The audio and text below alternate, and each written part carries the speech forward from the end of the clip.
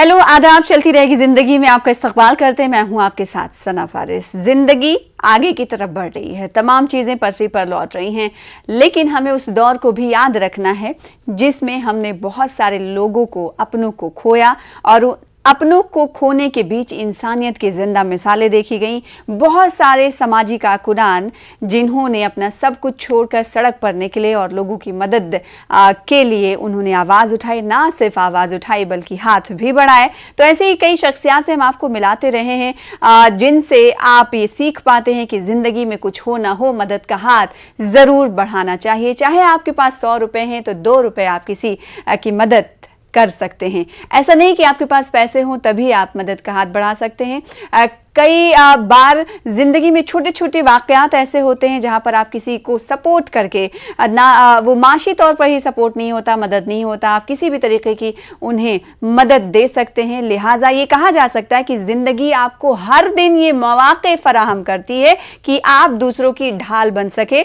जरिया वो कोई भी हो सकता है। मसलन अगर आप कहीं बाहर जा रहे हैं और कोई आपको ज़ईफ, बुजुर्ग या फिर स्पेशल बंदा कोई दिखा तो आप उसकी हेल्प करके रोड ही पार करा सकते हैं, तो एक मदद का जरिया इसे भी समझा जा सकता है। इसलिए अपना दिल बड़ा करने की ज़रूरत है। ऐसा नहीं कि हम रास्ते से जा रहे होते हैं और कुछ चीज़ें हमें दिख रही होती हैं तो हमें लगता है कि नहीं, दूसरे नहीं कर रहे हैं तो हम भी नहीं करेंगे। नहीं, अपने आप में मदद का जज्बा जगाना चाहिए, और ये जज्बा जब आप इस तरह का जगाएंगे तो जाहिर सी बात है खूब से खूब आप करते हुए चले जाएंगे। और इन तमाम चीज़ों की एक किताब है इंसानियत। अगर आपके दिल में इंसानियत है, इंसानियत जिंदा है, तो आप ये तमाम चीज़ें करेंगे और ना सिर्फ करेंगे, दूसरों को तरगीब देंगे। तो न्यूज़ 18 उर्दू तमाम लोगों से अपील करता है, क्योंकि जो हमारी ज़िंदगी है ना, ये हमको हर वक्त ये मौके फराहम करती है कि हम दूसरों की ढाल बन सके, चाहे वो छोटी सी मदद ही क्यों ना हो। तो ऐसी ही मदद कोरोना दौर में बहुत सारे समाजी कारकुनान ने की है। ना सिर्फ समाजी कारकुनान बल्कि अपनी मदद आपका जरिया बनने वाले लोग ही, भले ही उनके पास कुछ पैसे नहीं हों, उन्होंने दूसरों की मदद की, चाहे वो खाने से लेकर हो, पीने की पानी के वजह कर हो या फिर शेड की ज़रूरत हो, तमाम चीज़ों का हाथ बढ़ाते हुए हमने लोगों को देखा। दूसरी तरफ जब हम बात कोरोना की करते हैं तो चीन का नाम आता है, क्योंकि वहीं से इसकी शुरुआत हुई थी। अब एक और डरावना सच, हकीकत जिसे हम कह सकते हैं, वो सामने आ रहा है कि चीन के कई ऐसे शहर हैं जहां पर फिर से तेज़ी से कोरोना का जो है केसेस, जो कोरोना के केसेस हैं वो बढ़ते हुए जा रहे हैं। ऐसे में सवाल उठता है कि क्या हिंदुस्तान को भी इस ज़िम्न में अब डरने की ज़रूरत है, क्योंकि अब हमने ये कहना शुरू कर दिया था कि अब हमें डरना नहीं है, लेकिन एसओपीज को फॉलो करते रहना है। कोरोना चीन, कहा यह जा रहा है कि चीन ने लाखों लोगों को बंद कर दिया है। कई शहर में लाखों लोग बंद कर दिए गए हैं। वजह है कि बहुत सारे कोरोना केसेस एक बार फिर से चीन में सामने आने लगे हैं। तो क्या ये एक बार फिर से उन तमाम चीज़ों की तरफ जाने का इशारा तो नहीं जो इससे पहले हम लोग भुगत चुके हैं, पूरी दुनिया भुगत चुकी है? तो किस हद तक हमें मोहतात रहने की ज़रूरत है? ये तमाम सवालों के जवाब हम समझने के लिए दो खास मेहमानों को मदऊ करते हैं। आज डॉक्टर साहब भी हमारे साथ होंगे ताकि इस पेशरफ्त को वो किस तरह से देखते हैं हम समझने की कोशिश करेंगे। डॉक्टर नरेश चावला, आप जिन्हें टीवी स्क्रीन पर देख पा रहे हैं, वेलकम, बहुत शुक्रिया वक्त देने के लिए। निधि गुप्ता अब्रोल, समाजी कारकुन की बात मैं कर रही थी, मदद की बात कर रही थी। इसके पीछे के मकासद ये थे कि निधि गुप्ता अब्रोल साहिबा जो कि हैं सोशल वर्कर हैं, समाजी कारकुन हैं, आपका शुक्रिया। आपका फ्रेम भी अभी परफेक्ट है। बहुत शुक्रिया न्यूज़ 18 उर्दू को वक्त देने के लिए।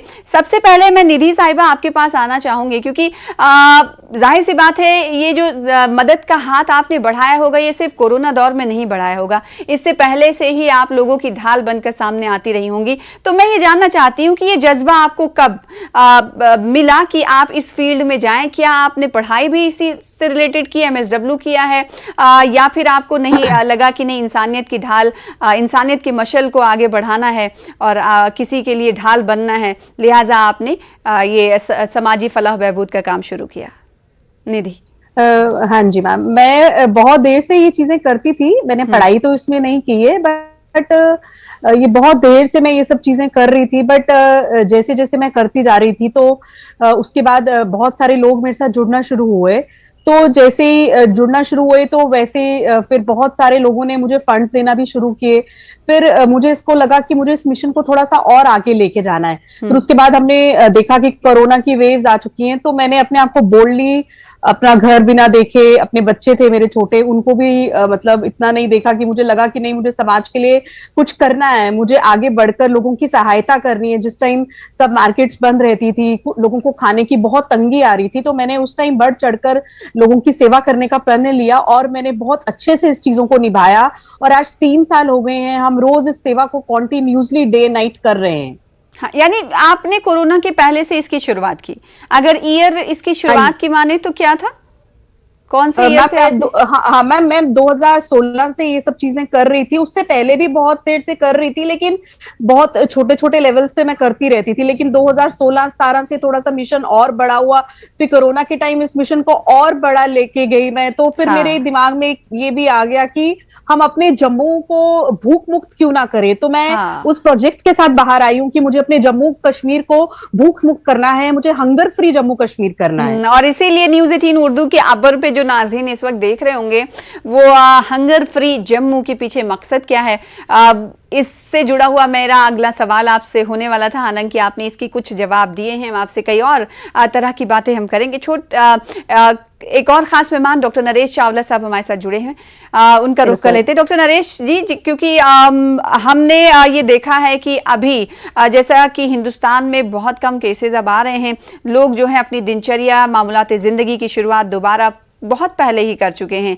अब लोगों की खुशियां चेहरे पर लौट रही हैं, तो दूसरा एक डर जो है वो एक बार फिर से सामने आया है। चाइना से पहले शुरू हुआ था, एक बार फिर से चाइना में बहुत सारे शहरों को बंद कर दिया गया, शहरियों को बंद कर दिया गया है और किसी को बाहर जाने की इजाजत नहीं है। वजह यह है कि वहां पर केसेस बहुत ज्यादा आए हैं। हिंदुस्तान के हवाले से आप क्या कहेंगे?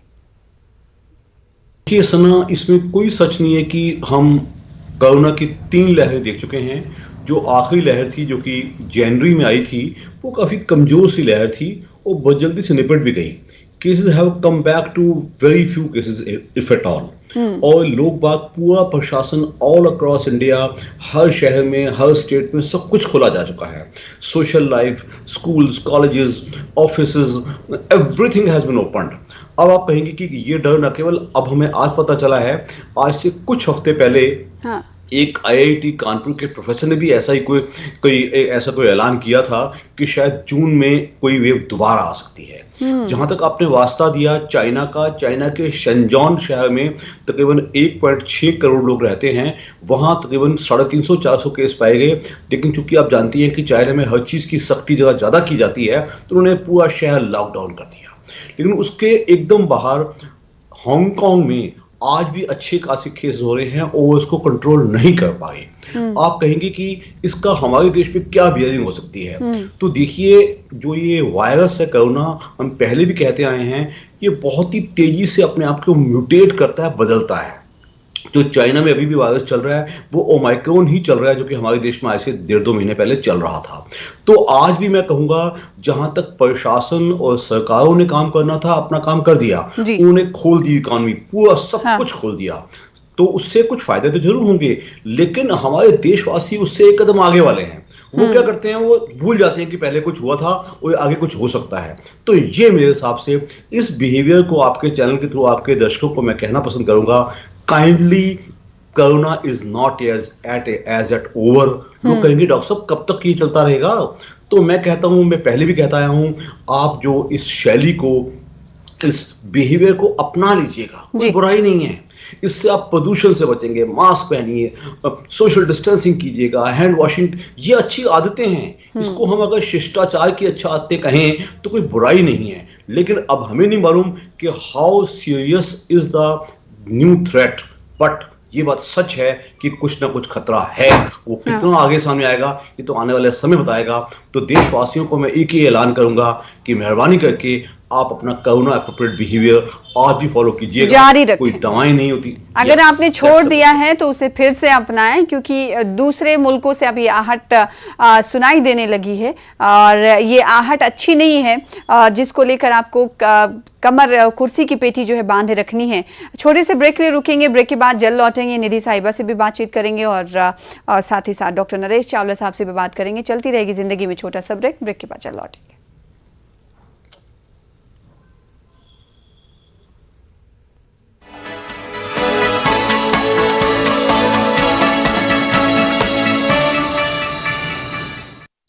ब्रेक के बाद एक बार फिर से आपका इस्तकबाल करते हैं। आप देख रहे हैं हमारा खास प्रोग्राम चलती रहेगी जिंदगी, जिसमें आज हम डिस्कस कर रहे हैं कि कोरोना से पैदाशुदा जो हालात थे उससे हमने क्या सीखा, और दोबारा जो तशवीश की लहर एक बार फिर से चीन में दिखाई दे रही है, तो उससे हिंदुस्तान को किस हद तक डरने की ज़रूरत है और सरकारों को इस हवाले से किस हद तक एडवाइजरीज को जो है बदलने की ज़रूरत है। साथ ही सोशल वर्कर निधि साहिबा हमारे साथ हैं, तो इंसानियत के नाम पर किस तरह लोगों की मदद की जा सकती है हम ये समझ रहे हैं, और एक समाजी जो सोशल वर्कर होता है उसके नज़रिए से ये जिंदगी दुनिया किस तरह से होती है, इस तमाम पहलू पर हम बातचीत करें। निधि साहिबा, आपने कहा कि 2016 से आपने इसकी शुरुआत की थी। पहले छोटी बुनियाद पर आप लोगों की मदद करते थे, फिर आपने एक मिशन बना लिया। मेरा ये आपसे सवाल था कि आप ने कब ये जहन में सोचा कि आप, हो सकता है जो लोग इस तरह की सोच रखते हैं, मदद का जज्बा रखते हैं, उन्हें कोई वो मौका कोई हाथ से जाने नहीं देना चाहते। मुझे लगता है यही आपके साथ भी हुआ होगा। 2016 से भले आपने इसकी शुरुआत की होगी, आप घरों में, आप पड़ोसियों से जो ऐसे हैं जिनकी तरफ मदद का हाथ बढ़ाना चाहिए, उनके साथ आप मदद का हाथ बढ़ाती रही होंगी। फिर उसके बाद आपने इस मिशन को आगे बढ़ाया, तो इसके साथ आप, इस मिशन के साथ कितने लोग हैं आपके साथ? मैम, मेरे साथ काफी ज्यादा लोग हैं। मेरे साथ मोस्टली पूरा जम्मू है इसमें। मेरे को जम्मू की बहुत सपोर्ट है। जब मैंने ये मिशन स्टार्ट किया, बहुत लोगों ने मुझे सपोर्ट किया, और मैं शुक्रगुजार हूँ अपने जम्मू वालों का कि जिन्होंने मुझे बढ़ चढ़कर आगे सपोर्ट किया, और वो कर भी रहे हैं। तो इसीलिए हम लोग रोज डेली बेसिस पे अपनी सेवा करते रहते हैं कि हमारा कोई दिन इस सेवा के बिना नहीं रहना चाहिए। तो हम डेली आप क्या करते हैं? बाहर आए हैं कि हम हंगर फ्री जम्मू के तहत लोगों को खाना खिलाती हैं क्या? हाँ जी मैम, हम रोज लोगों को 300-400 बंदों का रोज खाना बनाते हैं, और कभी हम स्लम्स में, कभी हॉस्पिटल्स में, हम ऐसे करके रोज अपनी डेली बेसिस पे सेवा करते हैं। तो आपके साथ बहुत सारे लोग होंगे, क्योंकि जाहिर सी बात है एक से जगह दूसरी जगह खाना ले जाना और वहां पर डिस्ट्रीब्यूट करना, तो टीम होगी आपकी? मेरे पास बहुत, हाँ जी मैम, मेरे पास पूरी वॉलंटियर टीम है, और बहुत लोग हैं जो हमें बैक सपोर्ट भी करते हैं, डोनेट करते हैं। काफी लोग हैं हमारे साथ जम्मू से जो हमारे साथ जुड़े हुए हैं। हाँ, तो क्या ये जो टीम सपोर्ट है वो विदाउट मनी आपको मिलती है, या फिर आपको उन्हें हेल्प करना पड़ता है इसके लिए? मैम, वो विदाउट मनी है। अभी we are not paying anyone, because हम लोगों को इतना डोनेशंस नहीं आता है।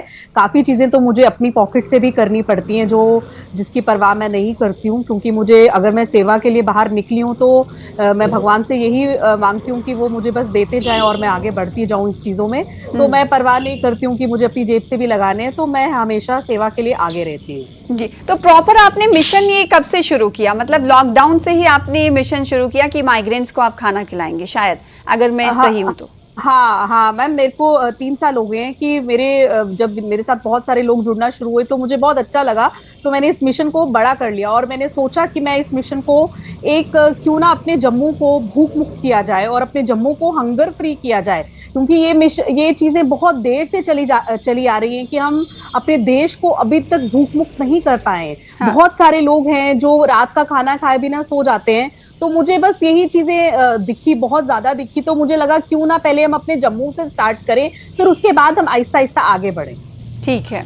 नरेश चावला जी, जैसा कि चाइना की मैं बात कर रही थी, चाइना में कई शहरों को सील कर दिया गया है, बंद कर दिया गया है। लाखों शहरी जो हैं वो कैदी बनकर अभी रह रहे हैं, ये कहा जाए तो गलत नहीं होगा। तो इस इनिशिएटिव को चाइना के आप किस तरह से देखते हैं? क्योंकि अगर दूसरे शहरों का वो रुख करेंगे तो जाहिर सी बात है संक्रमण जो है और बढ़ेगा।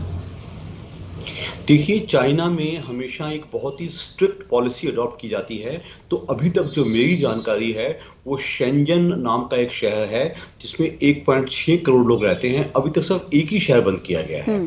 तो अभी कुछ और किए गए हैं तो मेरी जानकारी में नहीं है, लेकिन वो हमेशा सोशल ट्रांसमिशन को बहुत जल्दी रोकते हैं। जैसे अगर सपोजिंगली हमारे यहाँ भी कभी होता है तो हम इंटर स्टेट या इंटर डिस्ट्रिक्ट या इंटर सिटी ट्रेवल रोकते नहीं है।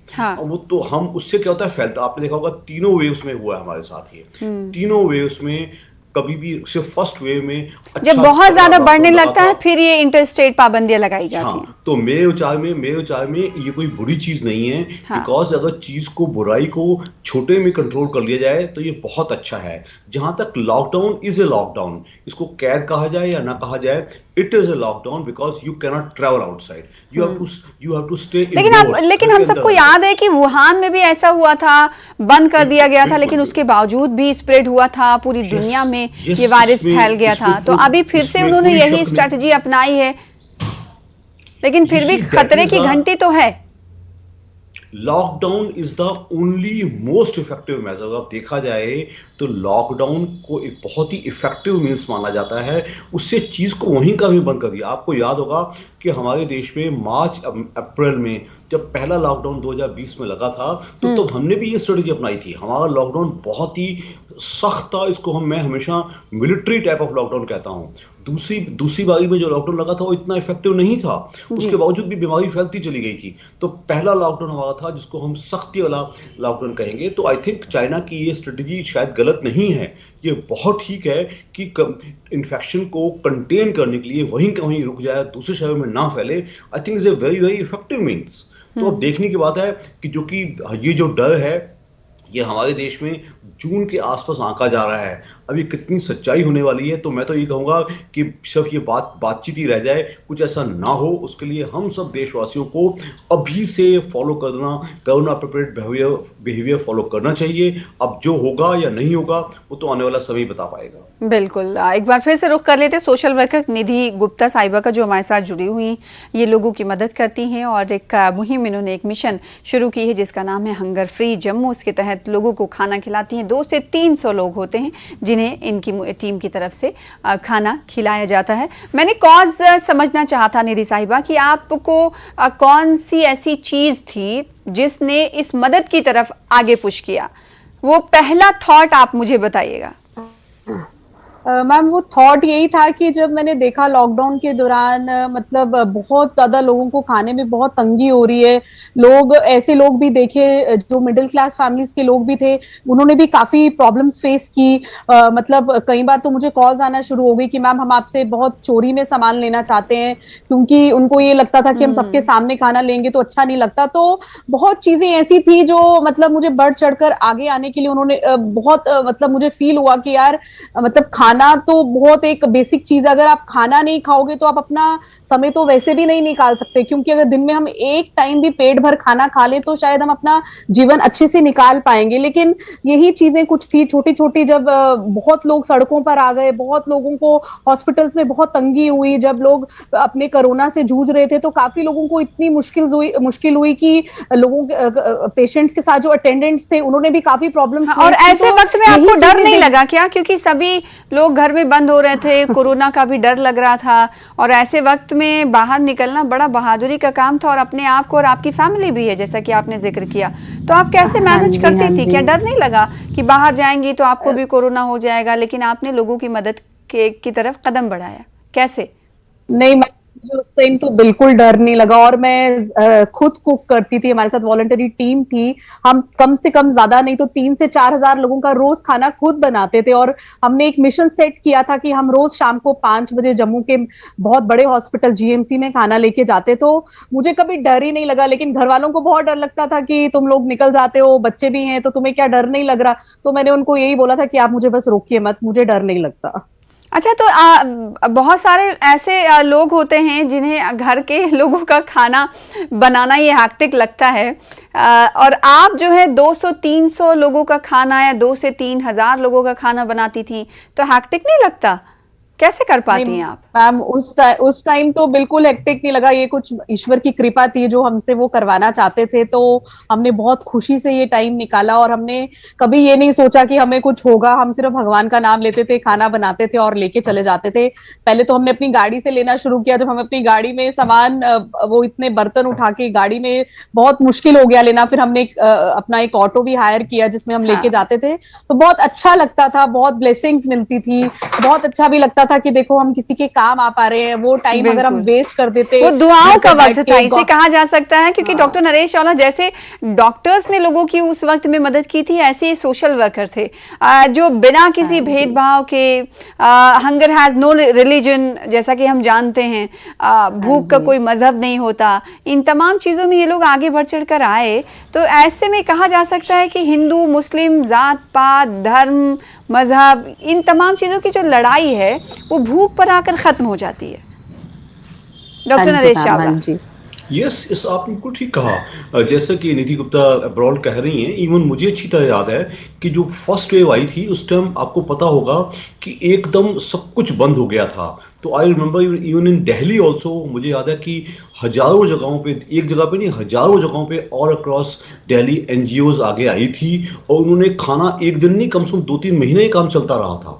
और जहाँ तक आपने डॉक्टरी की बात की, इस ये मजहब का डिफेंस तो it is more of A politicians game. हाँ, आम आदमी जो एक रहनुमा, एक आम, चाहे वो डॉक्टर है, चाहे वो आम इंसान है, चाहे एनजीओ का मेंबर है या कुछ भी है, वो हमेशा निष्काम होकर काम करेगा, तभी दुनिया चलेगी। ये बिल्कुल। दुनिया शंसना अच्छे लोगों की वजह से चलती है। अगर जो मजहब वगैरह के नाम पे फर्क डालेंगे, वो कभी भी बेहतर काम नहीं कर सकते। तो मुझे अच्छी तरह याद है कि in whole of lockdown 1, lockdown 2 मेरा क्लिनिक फुल टाइम जो खुलता है दिन में 10-12 घंटे के लिए, हमने लगातार मरीज देखे थे।